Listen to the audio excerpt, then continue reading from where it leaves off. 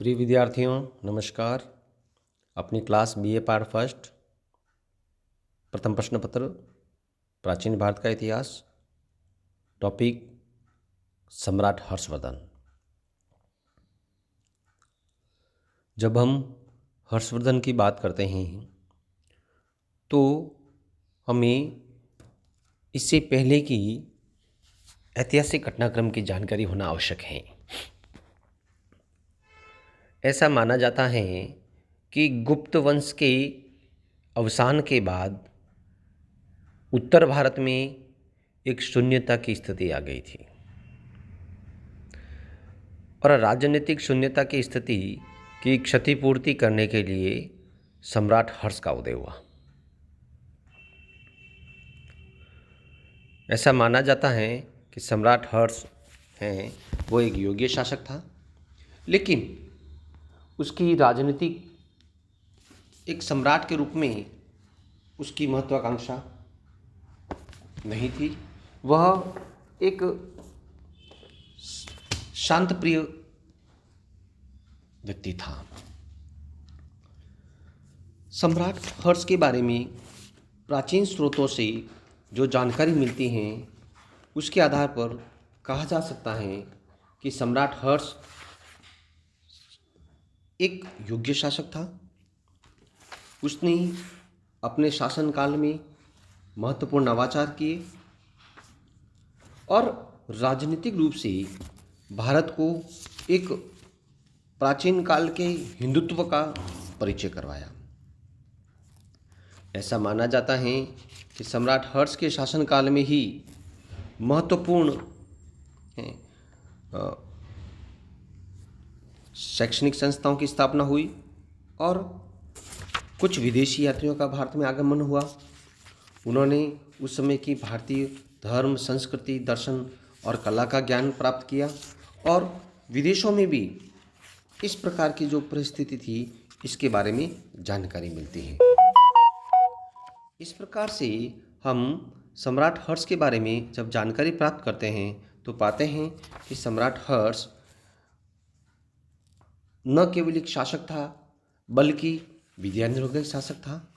उसके शासनकाल में कुछ महत्वपूर्ण कार्य हुए थे और उसने अपने शासन को सुदूर दक्षिण तक फैलाया। जब हम उनके शासनकाल की बात करते हैं तो हमें कुछ महत्वपूर्ण तथ्यों की जानकारी होना अति आवश्यक है।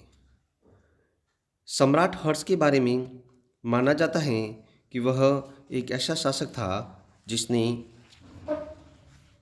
गुप्तों के बाद में राजनीतिक स्थिरता प्राप्त करने का प्रयास किया।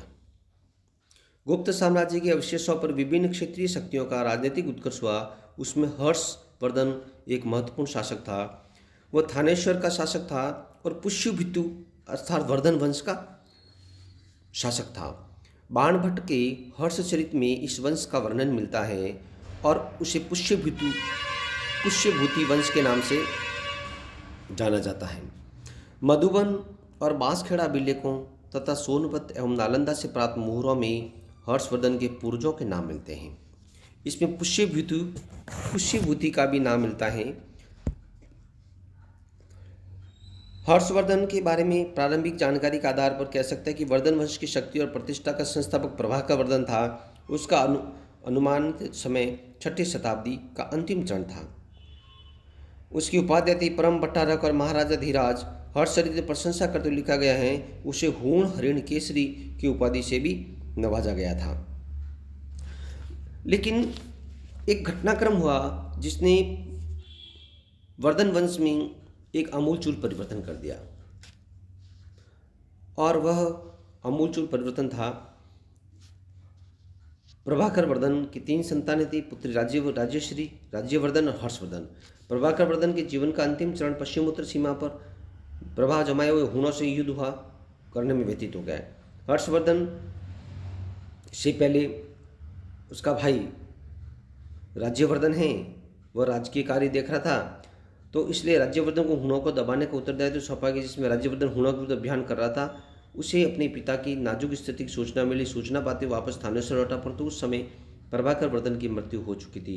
उसे अपने बहनों ग्रह वर्मा की सूचना की मिली कि उसकी हत्या मालवराज देवगुप्त ने कर दी है तथा बहन राज्यश्री को कन्नौज में गिरफ्तार कर लिया गया है। हर्षवर्धन और दरबारियों के दबाव से राज्यवर्धन 605 ईस्वी में थानेश्वरी गद्दी पर बैठा। इसी समय राज्यवर्धन संकटों से घिरा हुआ था। मालवा का देवगुप्त कन्नौज पर अधिकार कर चुका था। वह थानेश्वर पर भी आक्रमण करना चाहता था। अतः हर्षवर्धन को प्रशासन सौंपकर राज्यवर्धन मालवा गए। वहां उसने देवगुप्त पर आसानी से विजय प्राप्त कर ली, परंतु देवगुप्त शशांक ने धोखा देकर राज्यवर्धन की हत्या कर दी। इस परिस्थिति में हर्षवर्धन थानेश्वर का राजा बना। हर्षवर्धन का राज्याभिषेक इस परिस्थितियों में हुआ। हर्ष के समय में भारत की सामाजिक स्थिति उन्नत हो रही थी, आर्थिक स्थिति अच्छी थी, धार्मिक स्थिति भी अच्छी थी। आर्थिक स्थिति में विभिन्न प्रकार के व्यापारियों के संगठन थे। सामाजिक स्थिति में अलग अलग वर्ण थे। समाज वर्ण व्यवस्था पर आधारित था। इसी प्रकार से विभिन्न शिक्षा एवं साहित्य के रूप में भी उन्नति हुई।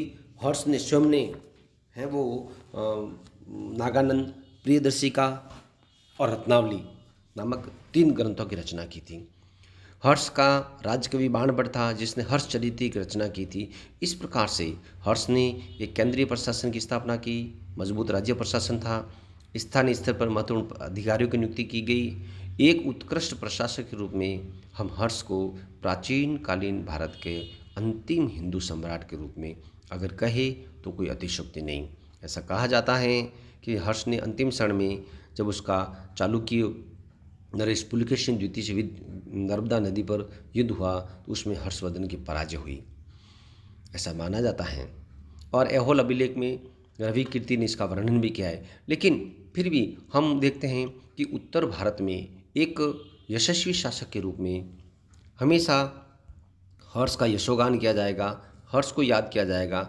एक शौर्यवीर और पराक्रमी शासक के रूप में हर्ष ने एक अंतिम हिंदू सम्राट के रूप में अपनी नवीन पहचान को स्थापित किया। धन्यवाद।